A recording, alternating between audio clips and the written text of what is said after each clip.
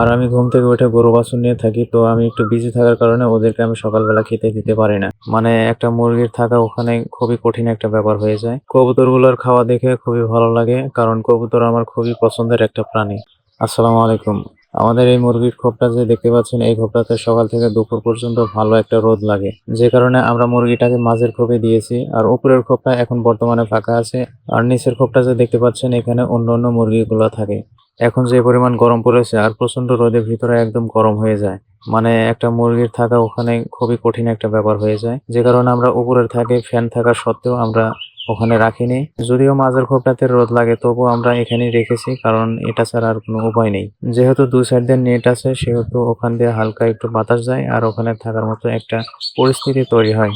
সকালবেলা ঘুম থেকে উঠে আমার মা মুরগি এবং কবুতরগুলোকে খেতে দেয়।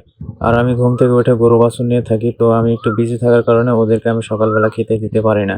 এখন প্রায় 11টার উপরে বাজে, তো এখন আমি আবারও ওদেরকে খেতে দিতে আসি। আর সকালবেলা যে খাবারগুলো দেওয়া হয়েছিল সেগুলো খেয়ে শেষ করে ফেলেছে, যে কারণে আমি আবারও ওদেরকে খেতে দিলাম। আর কবুতরগুলো তো দেখতে পাচ্ছেন, ওদেরকে আমি আবারও ধান দিলাম খেতে। তো মাশাআল্লাহ, খুব সুন্দর খাওয়া দাওয়া করতেছে। কবুতরগুলোর খাওয়া দেখে খুবই ভালো লাগে, কারণ কবুতর আমার খুবই পছন্দের একটা প্রাণী।